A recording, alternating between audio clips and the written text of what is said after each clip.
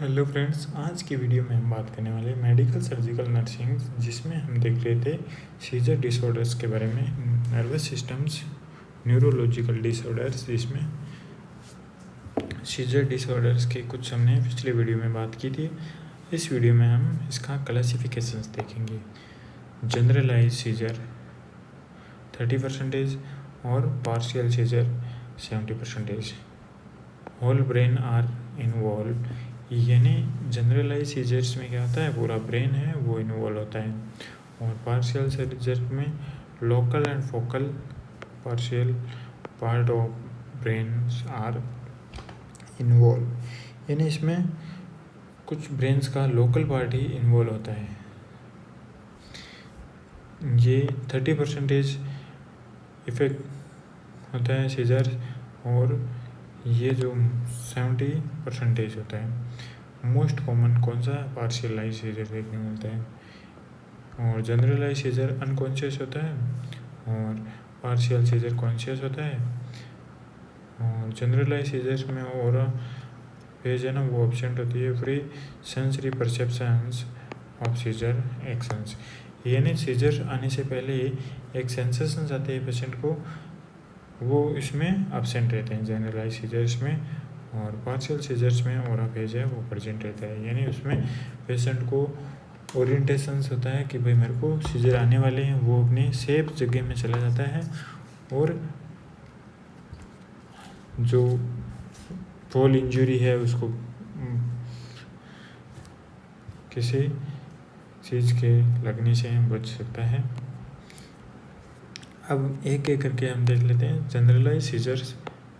Generalise seizures में क्या होता है, जनरलाइज टॉनिक क्लोनिक सीजर्स, यानी इसमें जनरलाइज टॉनिक क्लोनिक सीजर्स जिसमें टॉनिक इंक्रीज मसल स्टोन्स, यानी मसल स्टोन्स है ना वो बढ़ जाती है। और clonic jerky movement of muscles, muscles का क्या होता है, jerky movements. Phases of seizures, seizures की फेजेज है। न्यूरॉन्स, सारे न्यूरॉन्स लगातार तैयार होते हैं। न्यूरॉन्स पैरालाइटिक फेज,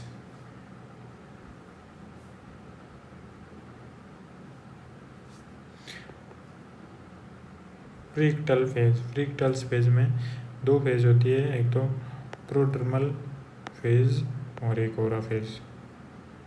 प्रोडर्मल फेज में क्या होता है, न्यूरॉन्स प्रिपेयर फेज, इसमें न्यूरॉन्स है ना वो तैयार होते हैं प्रोडर्मल फेज में। इसलिए ओरा फेज, ओरा फेज में क्या होता है, pre sensory perceptions very brief times, यानी कुछ ही क्षण के लिए पेशेंट को पता चलता है कि मेरे को सीजर आने वाले हैं।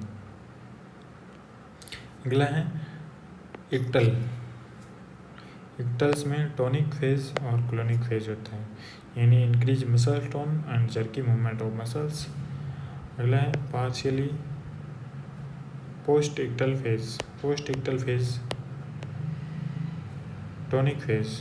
टॉनिक फेज में क्या होता है, ये कितने सेकंड की होती है, 30 से 40 सेकंड की होती है। टॉनिक फेज कितने सेकंड की होती है, 30 से 40।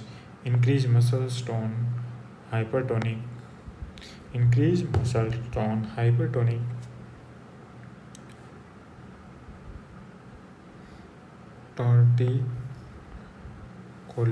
Torticollis neck, torticollis neck.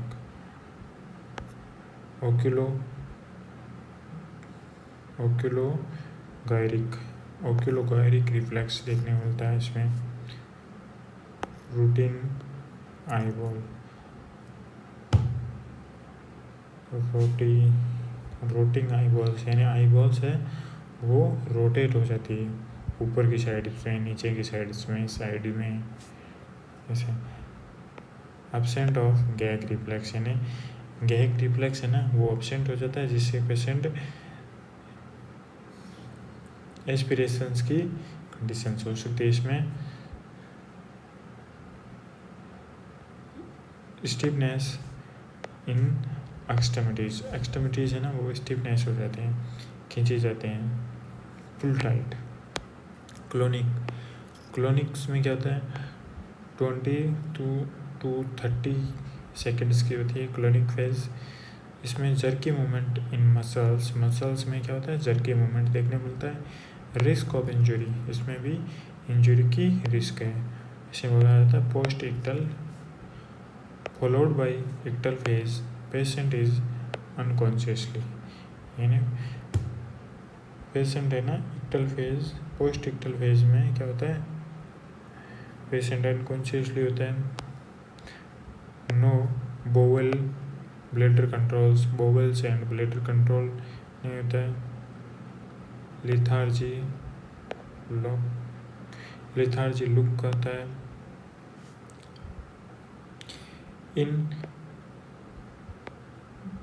generalized tonic-clonic seizures due to the presence of aura in it is also known as sensory